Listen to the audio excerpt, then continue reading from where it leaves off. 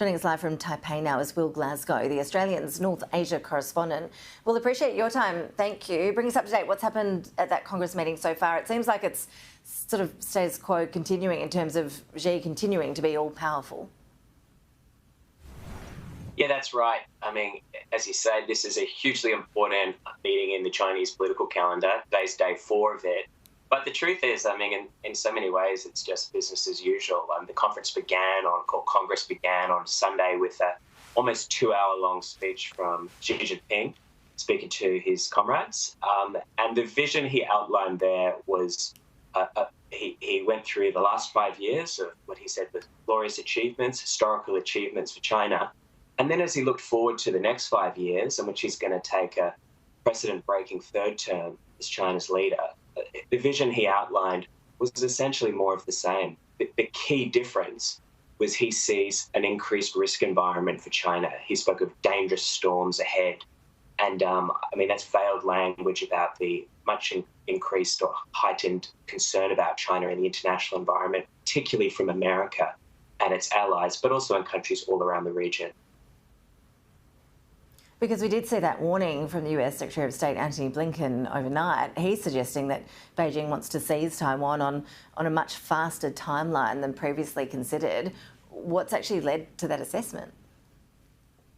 Yeah, it's a very good question. I mean, certainly there was nothing in Xi's speech on Sunday that gave any new information. It was really just a repetition of his formulas, the party's formulas for China's policy towards Taiwan. So refusing to rule out the use of force, demanding that Taiwan comes under China's rule, and saying that that was necessary. This is a Xi catchphrase, that it's necessary for China's rejuvenation.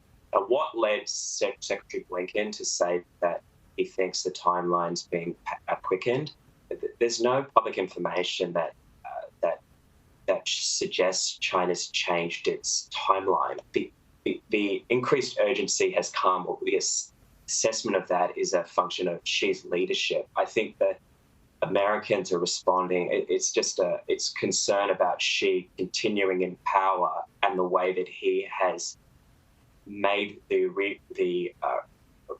taking over Taiwan such a personal issue for him. I think that makes the US worried. He wants to do that during his time in power, but he didn't go that far in his speech. He said it has to happen. Whether the Americans know something privately that they're not sharing, I guess that's possible. But yeah, for now, there's a question mark hanging about that. So when we talk about Xi being all-powerful and pretty much for the foreseeable future now, is there actually any opposition to him that is voiced publicly at this Congress, for example? Were there protesters outside? Is there any sort of pushback to what he's doing? Yeah, it's interesting in the lead up to this Congress, there's a lot of China watchers. I think there's a lot of fantasy about this, that, there might be some kind of internal power struggle that would, wise party elders would advise Xi that he was on the wrong course and he needed to, improve relations with America and Australia and other countries, whatever. I think a lot of people would just, they were just hoping, they're just wish casting that China's going to behave in a way that they wanted to. There is no sign of anything but total control that Xi Jinping has over the Chinese Communist Party. And look, as I said, he's about to take another 5 years in power, and really the consensus is he'll be leading China. I mean, unless there's a health crisis or something, he's likely to be for the next decade. And we're all now looking at what on earth does that look like. And like I said, I mean, the vision is for the next 5 years at least is a lot more of the same. And that just means huge tension with China, particularly in liberal democracies around the world. As he was speaking on Sunday, you had a stunning example of this. At the consulate in Manchester in the UK, there was a protest of people who had left Hong Kong for the UK after the national security law, and they were protesting about that crackdown in Hong Kong and about Xi's extended reign. And people from the Chinese consulate came out, roughed up the protesters, tore down the banners that they had, and actually dragged one of them into the consulate and started beating him up. I mean, the British police that were watching over this, they said, a peaceful protest, they then had to get involved pushing back Chinese diplomats, in 2022. It's just stunning, stunning scenes if you see the video of this. And they pulled them out. The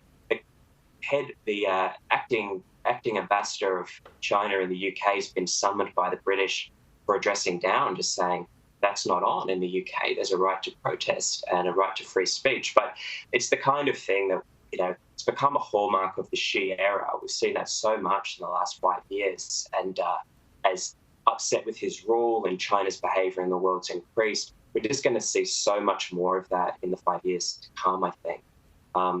So, yeah, not a very happy thought there, Ash. No, it's fascinating to watch. And yes, as you say, some dangerous storms flagged for the future. We'll be watching it very closely. We'll go Glasgow live there in Taipei. Really appreciate your analysis. Thanks so much for joining us.